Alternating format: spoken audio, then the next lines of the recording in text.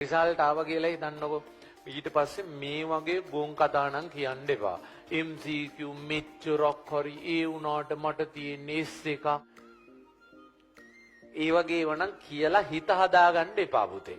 ඒ වගේ කතා කියලා හිත හදාගන්න එපා. විභාග දෙපාර්තමේන්තුවට වැරදි නිසා තමයි මට මෙහෙම වෙලා තියෙන්නේ කියලා. එහෙම ඒවා කියලා හිත හදාගන්න එපා.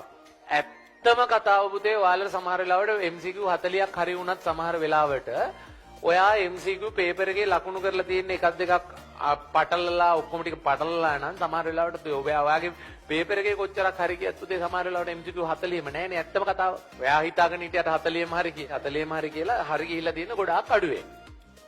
හැබැයි මේක හොඳට හිතාගන්න. ඕකේ 100ට සාමාන්‍ය 100ට නෙමෙයි. 10000ට එකකගේ විතර පුතේ යම් මට්ටමකට රිසල්ට් එකක් වෙනස් වෙන්න පුළුවන් විභාග දෙපාර්තමේන්තුවේ වැරැද්දක් නිසා. ඒ 10000න් එකත් සමහර වෙලාවට ඔබ විය හැක.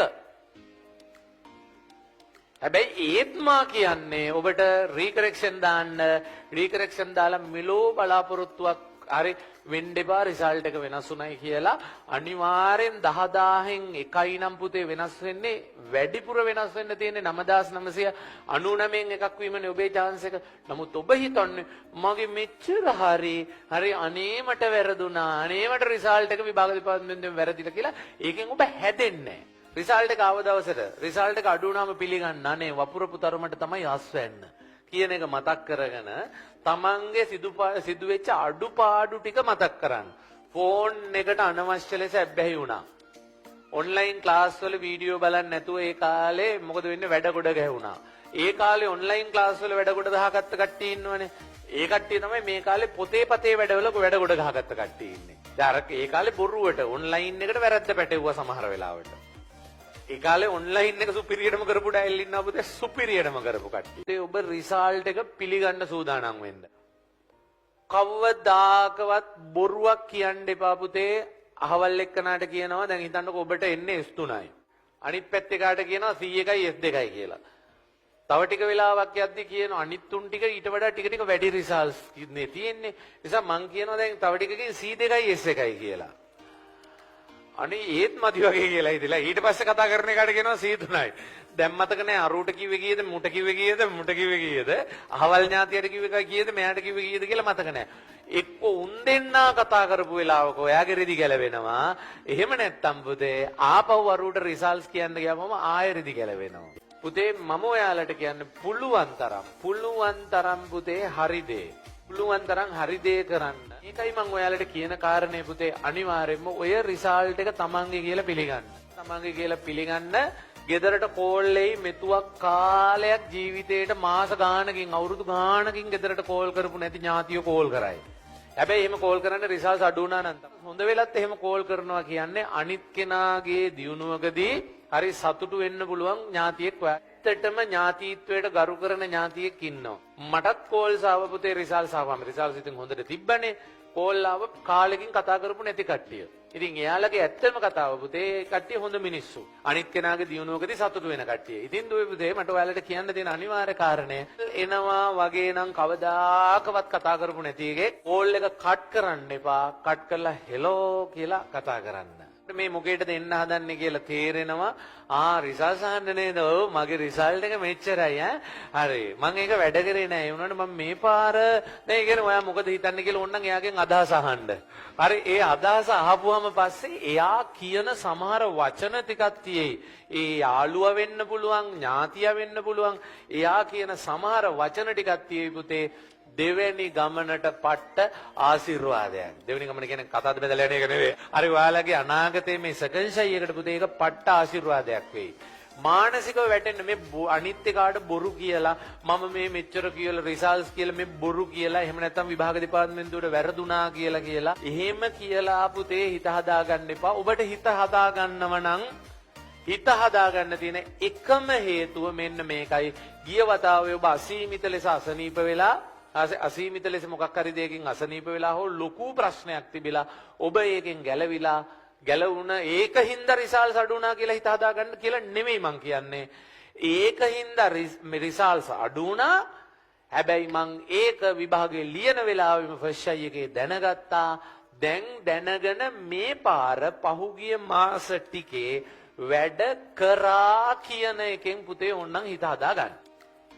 ගිය පාර වැඩ කරෙත් නැහැ රිසල්ට්ස් උත් නැහැ මේ පාරත් වැඩ කරේ නැහැ. අර විභාග දෙපාර්තමේන්තුවට වැරදිලා තමයි කියලා හිත හදාගත්තොත් මං ඉතිරි මාස ටිකේ වැඩ වෙන්නෙත් නැහැ.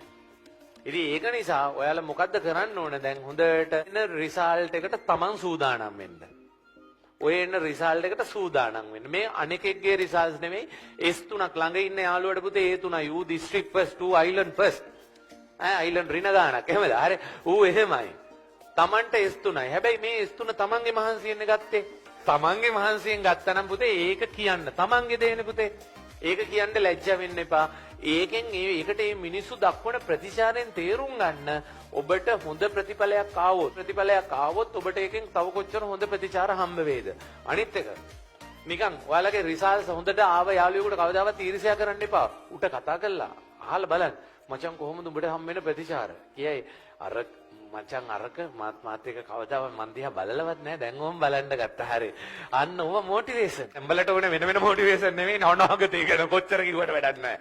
අම්මා තාත්තා ගැන කොච්චර කිව්වට වැඩක් නැහැ. මෙතන ඉන්න කොල්ලන්ට තියෙන හොඳම මොටිවේෂන් එක චීත්තයක් ඔයා දිහා බැලුවා නම් හරි ඒක තමයි. හරි මොටිවේෂන් එක. පිරිමි ළමයි වගේම ගෑන් ළමයිනුත් ඔය වගේ දේවල් ඉතින් තියෙනවා. ඉතින් පුතේ මට ඔයාලට සරලව කියන්න තියෙන්නේ ඔය එන රිසල්ට් එක ගැන නිදහසට කරුණු කියන්න සූදානම් වෙන්න එපා. හරි ඒක ඔබේම කියලා පිළිගන්න. අඬන්න ඕන නම් පුතේ. අම්මා තාත්තා බයින බැනුම් අහලා. එයාලගේ වැරද්දක් නැහැ. ඔයාලගේ තමයි වැරද්ද. බයින බැනුම් අහලා අහගන්න හොඳට. අහගෙන උද්දට දොර වහගෙන කොට්ටේ බදාගෙන අර අඬහල්ලා. ඒ අඬාලා මේක ඊට පස්සේ ඒ වෙලාවේ හිතෙයි මම මැරීගෙන වැඩ කරනවා. ගණින් කොලයක්. අරගෙන පුතේ ලියපල්ලා ඒක. මොකද නැත්තම් ඔය මානසිකත්වෙම මතක නැත්te විභාගේ ලියලා එන වෙලාවෙත් ආවනේ. අඬාගෙන ගෙදර ගියේ. හරි නිකම් මේම කරගෙන මං ඊළඟ පාර නම් වැඩ දෙනවා කියලා දත් මිටි කාගෙන මතකද පොත් මේසේ අහුරලා ඒක පටන් ගත්තා. ඒ පටන් ගත්තේ කවුද කියලා මතකද නැහැනේ. නේද කතාව. ඒක තේරුම් අරගන්න පුතේ. ඒක ලියා ගන්න. මොකද මේ ඉතිරි මාස 3 හරි වැඩ කරලා.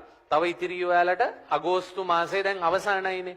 සැප්තැම්බර්, ඔක්තෝබර්, නොවැම්බරුත් එහෙම්මම තියෙනවනේ. නොවැම්බර් 28 නේ එක්සෑම් තියෙනවයි කියලා කියන්නේ එදා තියෙන්නේ නැති වෙයි ඕක. ඉතින් මොකද වෙන්නේ? එතනම මාස 3ක් තියෙනවනේ. මේ මාස 3න් අඩුම තරමේ පුතේ ඔය ෆේල් වෙන්න ඉන්න දරුවට ගන්න පුළුවන් C3ක්. S3ක් ගන්න ඉන්න දරුවට ගන්න පුළුවන් පුතේ B3ක්. තව වැඩි කරගන්න පුළුවන් කොහොම හරි කරලා. ආයෙ අහගෙන හම්බෙන ගයෙන් අහන්න එපා මට පුළුවන් වේද? හරි ඒකට යන වෙලාව වෙන් කරන්න, අයින් කරන්න. ඒ වෙනුවෙන් හොඳ චිත්තදයි දැන් මොකද ඔයා ගිහිල්ලා පුතේ සමහර වෙලාවට ළඟ ඉන්න යාළුවෙක්ගෙන් අහනවා මට පුළුවන් වේද? ඌ තනිකර ඍණාත්මක චින්තනයෙන් පිරිච්ච ගොබිලෙක්. වැඩක් නැහැනේ පුතේ. මම නම් කැමැතිම නැති දෙයක් තමයි ජීවිතේ කාගෙන් හරි අහන එක පටන් ගන්නද හරි මං දැන් කරොත් මට පුළුවන් වෙයිද? මොකද මං ඒකෙන් දුක් විඳ පුතේ. මටත් A level class පටන් ගන්න ආසාව තිබ්බා කැම්පස් ගියපු ගමන්. එහෙම නැත්නම් පාස් අවුට් මේ A level පාස් වෙච්ච ගමන්. මට මගේ යාළුවෝ කිව්වේ එපා. අයියලා අක්කලා කිව්වේ එපා. කරන්න බෑ කියලා. පුතේ මෙහෙමයි තමන්ට විශ්වාසය තියෙනවා නම් හරි තමන්ට විශ්වාසය තියෙනවා නම් හැකියාව තියෙනවා නම් ඒ මොහොතේ ජීවිතේ රීඩ් කරන්න ඔයාට හැකියාව තියෙනවා නම් මොකද තියෙන ජීවිතේ ඒ මොහොතේ වෙන දේ රීඩ් කරන්න දැන් හිතන්නකෝ හරි ඔයා මොකක් හරි දැන් උදාහරණයක් විදිහට මම කැම්පස් ගිහිල්ලා පුතේ හරි ක්ලාස් පටන් ගන්නවා පළවෙනි වතාවෙම ඒ කියන්නේ පළවෙනි අවුරුද්දෙම ගිහිල්ලා බැරි වෙලා හරි පටන් ගන්න මගේ කැම්පස් එකේ ලකුණු අඩු වෙනවා නම් මම තේරුම් ගන්න ඕනේ මට මේ වැඩේ කරන්න හරියන්නේ නැහැ මම කැම්පස් යන්නේ පුතේ ක්ලාස් කරන්න නෙවෙයිනේ ඩිග්‍රී එක කම්ප්ලීට් කරන්න මම ඉස්සරහම ඩිග්‍රී එක කම්ප්ලීට් කරලා ඉන්න ඕනේ. ඒ වෙලාවේ ජීවිතේ මට රීඩ් කරන්න පුළුවන් වෙන්න ඕනේ. ඒක නිසා පුතේ වෙන මිනිස්සුන්ගෙන් අහින්න නැතුව ඔබට මේ රිසල්ට් ආවන් පස්සේ ඔබේ බලාපොරොත්තු වෙන රිසල්ට් එක නැති වුණොත් පුතේ ඔයා මොකද සරලව කරන්න ඕනේ? ඔයා දැන් ප්ලෑන් එකක් ගහන්න. අපි දෙන උපදෙස් තියෙනවනේ වැඩ කරන්න. ඒ වැඩ කරන උපදෙස් ආශ්‍රය කරගන්න. නමුත් Tamanටම Taman ගහන ප්ලෑන් එකක් තමයි වෙන්න ඕනේ.